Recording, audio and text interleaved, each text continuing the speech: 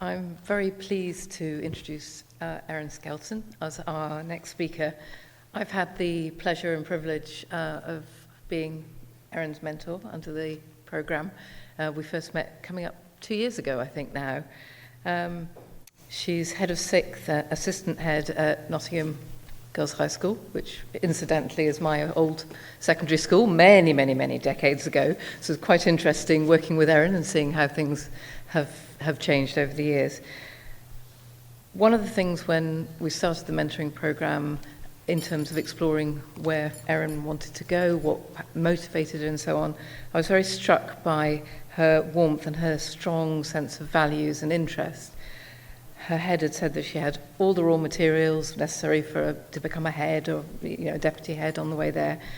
But through the conversations that we had during the mentoring program, what became really clear was what really mattered to Erin, what motivated her, and a really strong sense of value and purpose that she was then increasingly able to distill into leading on areas of interest across the curriculum and actually being in a position to influence systemic change, which I think is a really interesting example of what others have talked about in terms of how you can develop as a leader, how you can be a force for good but without necessarily going up the pecking order. So Erin's going to talk to us now about her paper Mind the Gap, which is looking at different factors of diversity and inclusion within school and the impact on girls.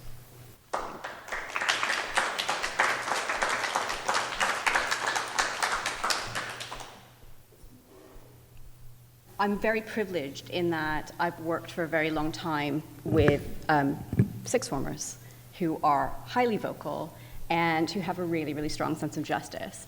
And I think that has given me a huge sense of confidence to actually be my authentic self.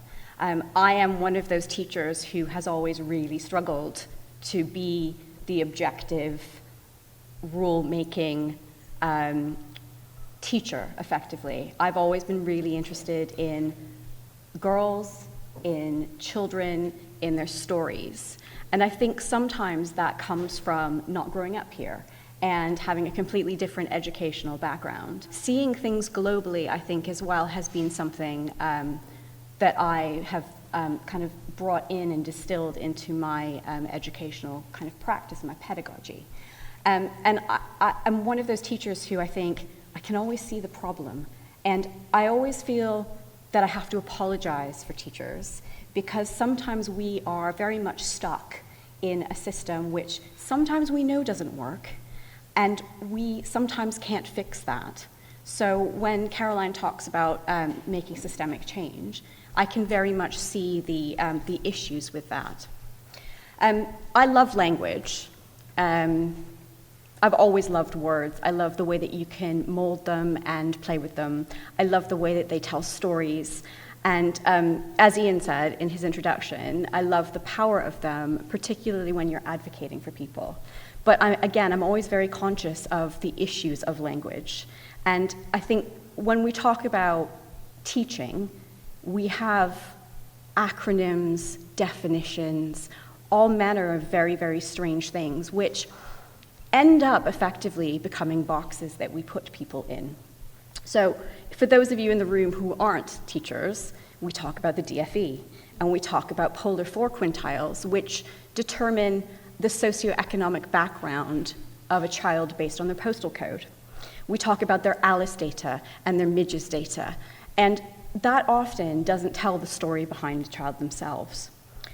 Society looks to educators with an assumption that we have all of the answers. And often the decisions that are made about children within the context of the educational setting that they're in then follows them for the rest of their life. So it's really important, I think, that as teachers we acknowledge that actually the system's a little bit broken. I think the other thing that comes into play as well is our lived experiences as teachers. We do have biases, absolutely. We have confirmation biases, and we are only as good as the sum total of our lived experiences. So when you are considering the British education system, we have a problem. We have a problem with representation. We have a problem with a lack of lived experiences that relate to the children that we have in front of us. So I hate statistics, but if I was going to quote some statistics to you, 92.5% of head teachers in Britain are white. 85% of teachers in the UK are white. And really interestingly, and this is a superpower for us, but 75.5% of teachers in the UK are women. So actually, when we talk about representation, we have gaps. And it's really interesting from the point of view of recruitment. So I'm in the GDST, and we are really actively trying to encourage recruitment, but we have huge issues with finding people who value education because of a whole host of socioeconomic issues, cultural issues, religious issues, and just an endemic lack of people who want to go into the profession. So we have a real problem. So when you're in the classroom and you're thinking about the group that you have in front of you, it's really challenging at times to think about whether or not you have what it takes and whether or not you can provide for the students that you have in front of you if you don't come from the same background that they do, or if you don't necessarily have the same experiences, the same lived experiences, the same cultural contexts. And when we talk about confirmation bias, we are really, really guilty as educators. Even if we're really amazing, empathetic, and caring, it's really difficult sometimes to not walk into a classroom and see a child sitting at the back who's clicking their pen, great example from this morning, and make an assumption about that child. So when we're thinking about confirmation bias and we're thinking about that approach, it's really interesting to see how we make assumptions. So we make assumptions about people within the first 30 seconds. So straight away you have an assumption about me based on what I'm wearing and how Caroline's introduced me, potentially my accent, and they will all take into an account, effectively, to inform an opinion of me. It might be completely wrong. It might be something that I'm hiding behind. So there's all manner of intersections when we talk about that. What I would like you to do for a second is just imagine that I'm a student in your classroom and you are my teacher. So can you place my accent? Would it be rude if you asked me where I was from? How might I feel if you were incorrect in your assumptions about me, or if I took offense potentially to something that you asked about my accent? How might knowing this information about me help you to teach me? So most people would define my ethnicity as Caucasian, but am I white English? Am I white Irish? Welsh? Would you define me as British? What if I don't fit any of those definitions? Or what if I partially fit those definitions and don't actually fit in any one box? What stereotypes might be applied to me? And how might I feel when I'm forced to prove my nationality to you, which I frequently am, or my ethnic background, or my level of English?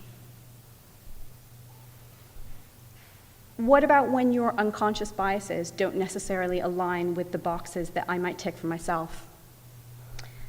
When your perception of me changes based on how I categorize myself? I really, really hate multiple choice questions. I loathe surveys. I found the insights a real challenge. And particularly with censuses or with anything that requires me to define myself, because I never know what box to put myself in. And I'm very, very conscious that my level of privilege is actually really high, and my intersections are quite normative. So when I'm coming at a situation involving my pupils, that's something that I'm always very conscious of. I'm very conscious that your perception of me might radically change, sometimes to the positive and sometimes to the negative, depending on how I tick that box. So if you were my teacher, would my sexual orientation, my medical history, my accent, my political views, my socioeconomic background, or my educational history change how you might view me? What if I fear being pitied or treated differently because of that, and that prevented me from showing up authentically? Because it does. How might this make me feel? Would you view me differently if I hid that? What if I told you that my accent was often mocked, my pronunciation corrected, that I have experienced religious, gender-based, or sexual discrimination, or that there are memes and stereotypes associated with how I might define myself culturally, and that these things potentially have affected how I would show up to you? What happens when the boxes that you tick for me might shame me, or provide me with a narrative that I can't or I won't identify with? Would knowing my adverse childhood experiences score make a difference to how you view me? What if your narrative doesn't allow me to celebrate or struggle with the richness of my nuances and cultural context? Because growing up as a white woman in a colonial country is a challenge.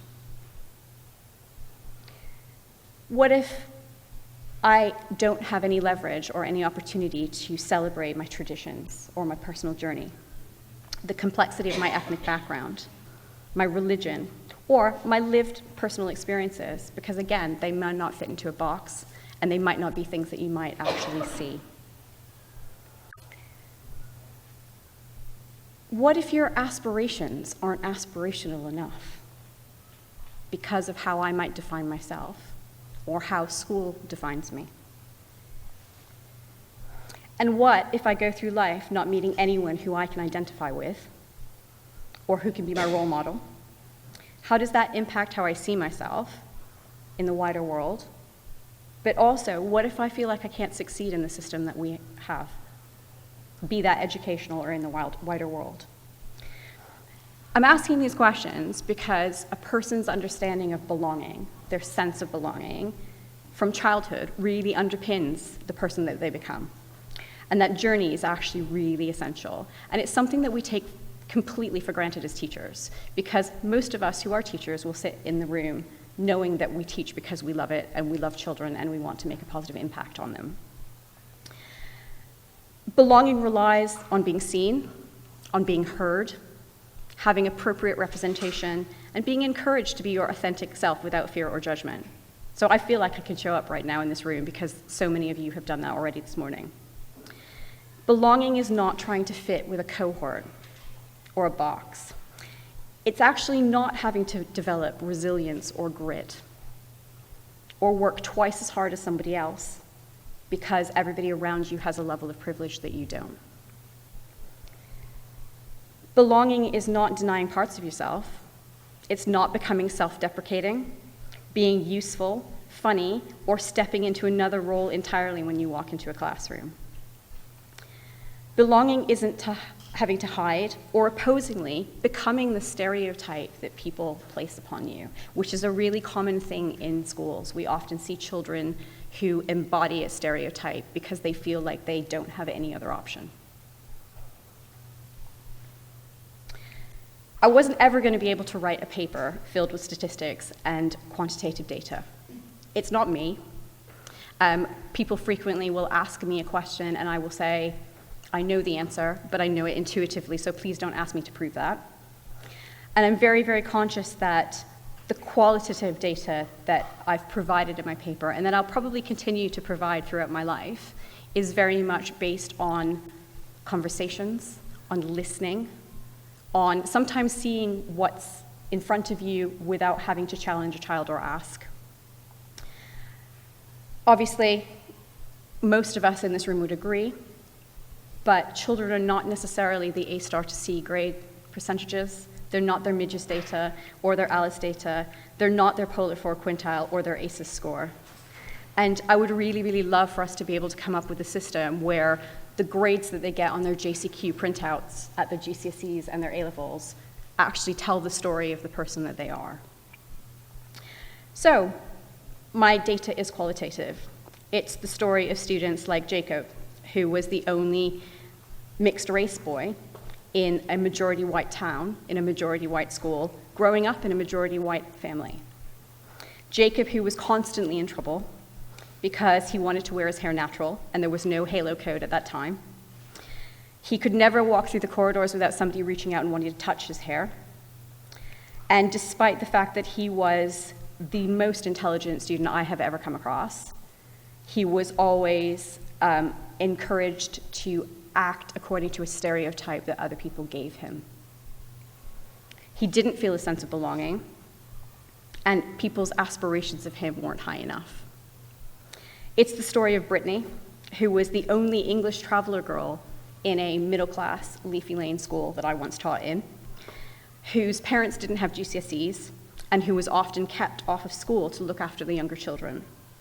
Brittany was completely discouraged from revising or from doing any homework because there was no expectation that she could actually achieve any grades. And really interestingly, Brittany would often find herself in detention by choice towards the end of the week so she could do her homework without home realizing. Brittany would often misbehave, and she spoke with an accent that was really unique to her culture and yet was constantly corrected. So I don't have an easy fix for this issue. It requires us all to be self-reflective practitioners, to challenge assumptions, to think beyond the framework that Ofsted, ISI, and national league tables give us. It requires us to be vulnerable in the classroom, which can be terrifying. It also requires us, as Lucy said, to listen and to actually take that as an action point. Because we're the sum total of our experiences, and we're not just the people standing in the class who think they know all the answers. It requires empathy, allyship, and advocacy, and not accepting the status quo. And largely, and sometimes more difficultly for us as teachers, it requires us to acknowledge our own privilege. So, in the spirit of vulnerability, I'm a woman who struggles with boxes. There's no box to put me in. And I've always been keenly aware that my intersections are fairly normative. So that is one of my levels of privilege. So I challenge you to go from here, be you mentor, teacher, mentee, whatever your role is, and think about this. Share yourself. Encourage, correct with empathy, challenge misconceptions, even if you're frightened of not having all of the answers. Because once upon a time, every adult was a child whose sense of belonging underpins the entirety of their journey, a child whose journey started in school, where every child should matter. Thank you.